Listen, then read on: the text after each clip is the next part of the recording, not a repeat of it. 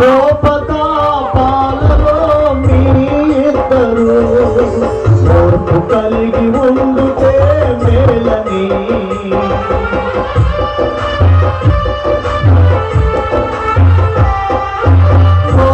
కోపతాపాలలో మీ ఇద్దరు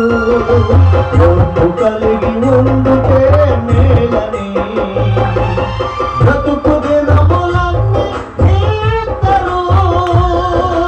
ఫలించడి కొమ్మల ఉండాలని బ్రతుకు దినములన్నీ ఇద్దరు ఫలించడి కొమ్మల ఉండాలని దేవుడు చిత్తమాయను నీ ఎడల దేవుని చిత్త